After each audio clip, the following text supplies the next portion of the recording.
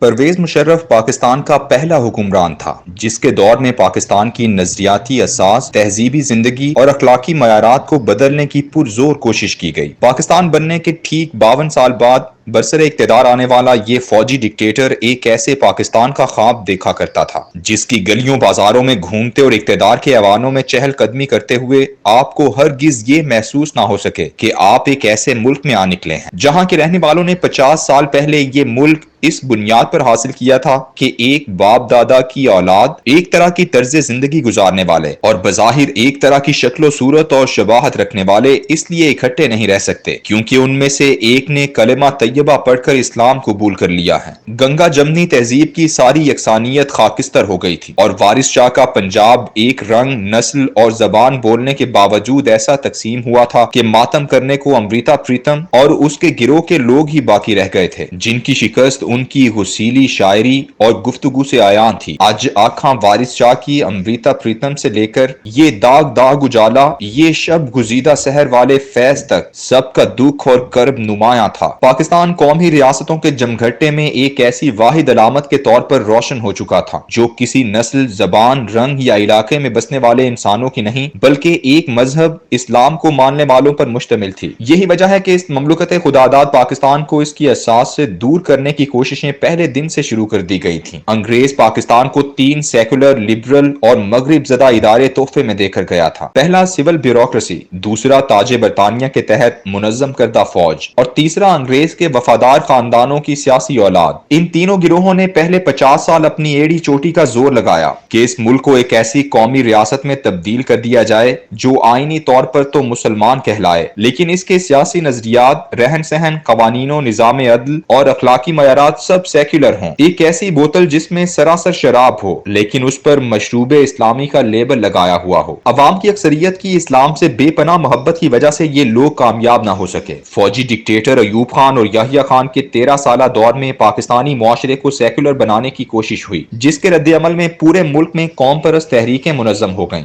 جب کلمہ طیبہ کی بنیادی اساس کو ہی پسے پشت ڈال دیا گیا تو پھر بنگالی، پنجابی، پشتون، سندھی اور بلوچ ہونا لوگوں کے لیے زیادہ بہتر اور خود مختار راستہ تھا۔ اس سیکولر ڈکٹیٹرشپ کے دور میں جو قوم پرست تحریکیں اٹھیں ان کی وجہ سے مشرقی پاکستان بنگلہ دیش بن گیا۔ بھٹو نے بھی اسی سیکولر راستے پر کمیونزم کی گاڑی چلانے کی کوشش کی لیکن چند سال بعد ہی عوامی رد عمل نے اسلام سے ایسی محبت دکھائی کہ اس کا سورج 1977 میں غروب ہو گیا۔ اس تحریک کے نتیجے میں ضیاء الحق کی حکومت آئی جس نے بظاہر اپنی بقا کے لیے بیوروکریسی، فوج اور سیاست میں اسلام کو بزور طاقت داخل کرنے کی کوشش کی۔ یہی وجہ ہے کہ پاکستان کے تمام اسلام دشمن افراد کے لیے ضیاء الحق وہ گلے کی ہڈی ہے جو ایسی پھنسی ہے کہ آج تک نہیں نکل سکی۔ مشرف کو اپنے مزاج اور نظریات کے حوالے سے ایک سازگار ماحول میسر آیا تھا۔ امریکہ نے 11 ستمبر واقعے کے بعد پوری دنیا کے مسلمانوں کے خلاف جس صلیبی جنگ کا آغاز کیا تھا، مشرف اس کا ساتھی اور پاکستان اس کا ہر رول دستہ بن چکا تھا۔ پاکستان میں 3 بنیادی معاملات ایسے ہیں جو اس قوم کی غیرت و حمیت کا بیرومیٹر یا پیمانہ ہیں۔ پہلا، ناموس رسالت۔ مشرف نے اسے چھیڑنے کی کوشش کی جسے پیپلز پارٹی نے جاری رکھا لیکن سلمان تاثیر کی موت کے بعد انہوں نے منہ کی کھائی اور سب سمٹ کر بیٹھ گئے۔ بھارت سے خوشگوار تعلقات دوسرا نقطہ ہے۔ مشرف نے اس کے لیے تمام ممکنہ حربے استعمال کیے، یہاں تک کشمیر کے بارڈر پر باڑ بھی لگا دی گئی لیکن اللہ نے بھارت میں نریندر مودی کو اقتدار بخشا اور مشرف کے خوابوں کے ساتھ اس کے تمام ہواری اور سیفما سمیت سب دبک کر بیٹھ گئے۔ تیسرا اہم نقطہ اسرائیل سے تعلقات کو بحال کرنا ہے۔ مشرف دور میں اس پر پہلی دفعہ سنجیدگی سے کام شروع ہوا۔ اسرائیل کے اخبارات وغیرہ میں بھی اب کھل کر اس موضوع پر گفتگو کا آغاز کر دیا گیا۔ 31 اگست 2005 کو پاکستانی اور عالمی اخبارات نے یہ حیران کن خبر لگائی کہ پاکستانی وزیر خارجہ خورشید محمود قصوری اور اسرائیلی وزیر خارجہ سلمان شالوم آپس میں ملاقات کرنے والے ہیں۔ خبر کی اشاعت کے صرف 48 گھنٹے بعد 2 ستمبر 2005 کو استنبول کے ایک ہوٹل میں یہ ملاقات ہو گئی۔ ملاقات کے بعد دونوں ہوٹل کی لابی میں آئے۔ انہوں نے ایک دوسرے سے ایک بار پھر صحافیوں کے سامنے ہاتھ ملایا اور سوالات کے جواب بھی دیے۔ خورشید محمود قصوری نے بیت المقدس اور یروشلم کا بالکل تذکرہ نہیں کیا بلکہ اسرائیل کے غزہ پر قبضے کے بارے میں گفتگو کی۔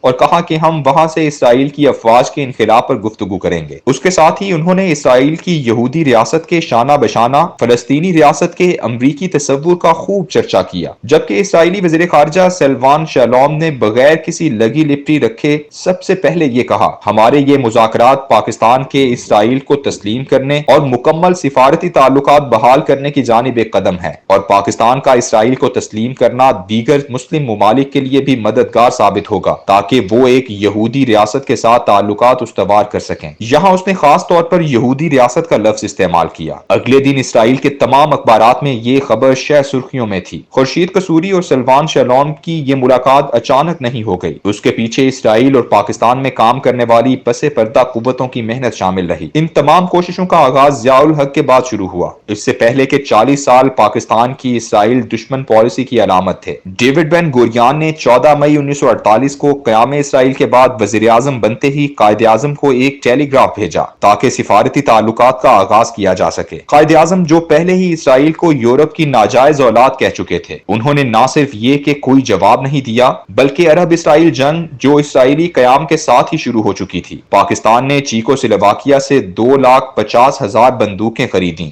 اور لڑنے والے عربوں کو سپلائی کی، اور اس کے علاوہ اٹلی سے 4 فوجی طیارے خرید کر مصر کو مہیا کیے۔ امریکی سیکیورٹی آرکائیو سے ملنے والی ان معلومات کی بنیاد پر یہ تفصیل موشے ییگر نے اپنے مضمون میں لکھی ہے۔ یہ وہ زمانہ تھا جب پاکستان کی معاشی حالت دیگر گوں تھی، مگر پھر بھی قائد اعظم نے اسرائیل کے خلاف لڑنے والے عربوں کو مکمل مدد فراہم کی۔ اس کے بعد دوسری عرب اسرائیل جنگ جو 1967 میں ہوئی، پاکستان نے اسرائیل سے لڑنے کے لیے اپنے 6 فائٹر پائلٹ بھیجے، جن میں سے ایک پاکستانی پائلٹ سیف العظم کو 4 اسرائیلی طیارے مار گرانے کا اعزاز حاصل ہوا۔ 1973 کی جنگ میں پاکستان نے فلسطینیوں کا بھرپور ساتھ دیا۔ اس جنگ میں مصر نے حیران کن فتح حاصل کی تھی اور دنیا کی سب سے مضبوط اسرائیلی دفاعی لائن بالیف کو خاک میں ملا دیا تھا۔ اس کے بعد 1982 میں جب اسرائیل لبنان میں داخل ہوا تو لاتعداد پاکستانی اس سے لڑنے کے لیے گئے، جن میں سے 50 پاکستانیوں کو اسرائیل نے گرفتار بھی کیا، لیکن مشرف کے اقتدار میں آتے ہی سب کچھ بدل گیا۔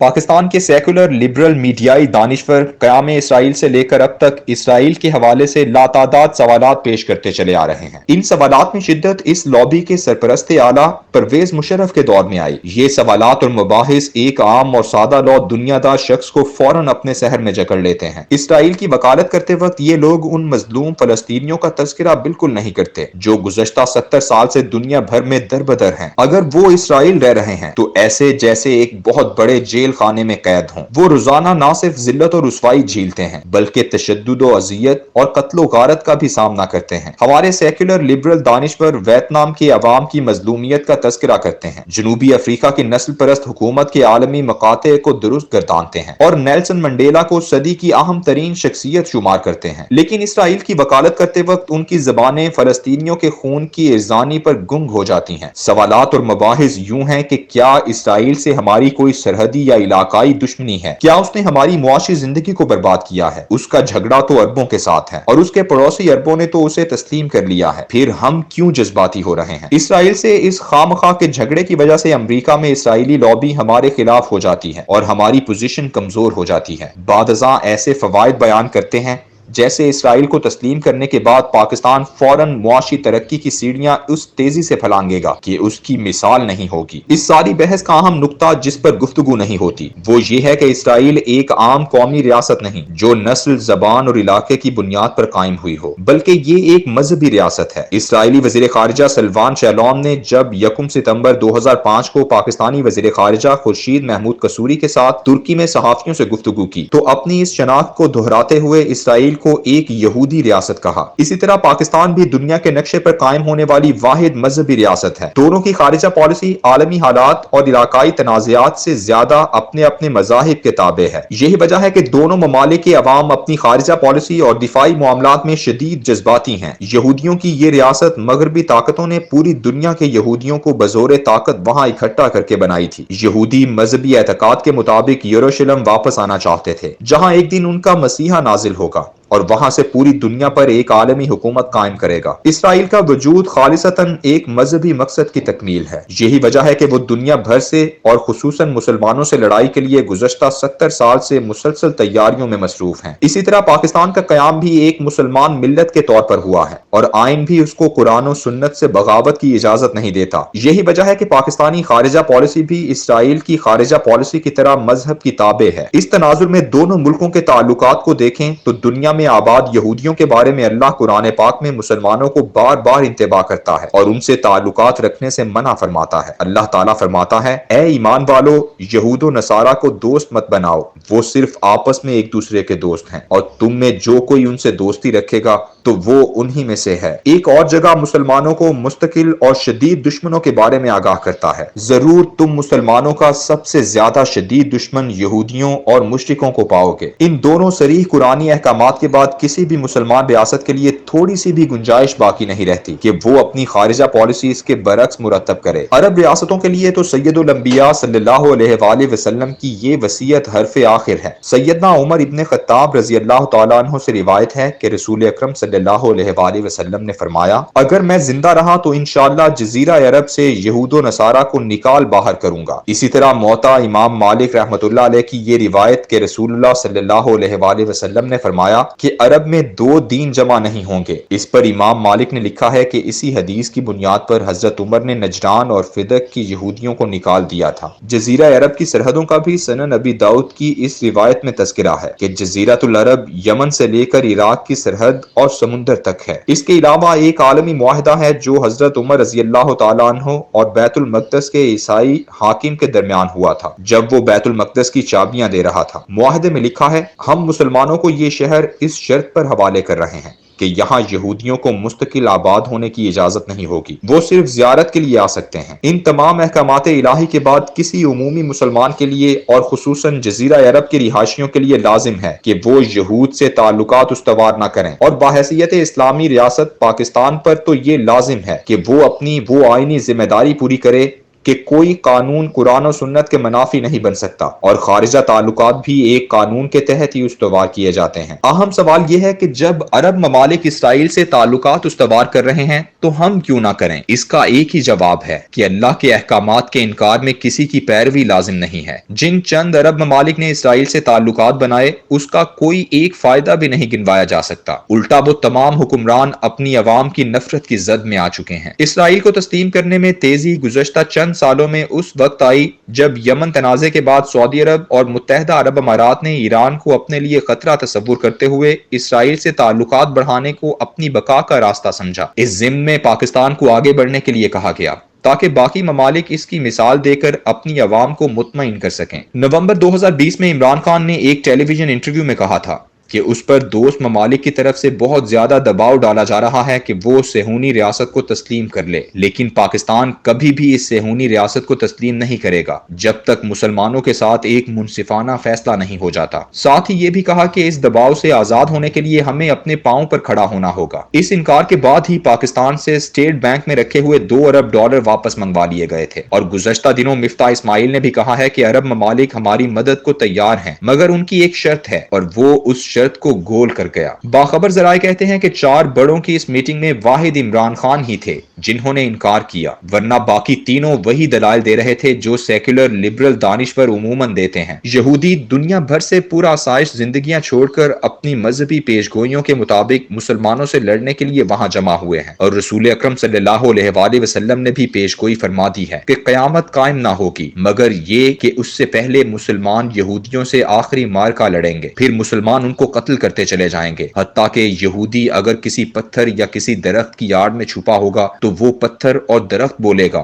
اے مسلمان، اے اللہ کے بندے، میرے پیچھے ایک یہودی چھپا بیٹھا ہے، ادھر آ اور اسے قتل کر دے۔ اسرائیل جانے والے تمام وفود بے معنی اور لا حاصل ہی رہیں گے، یہ خواب کبھی پورا نہیں ہو سکتا۔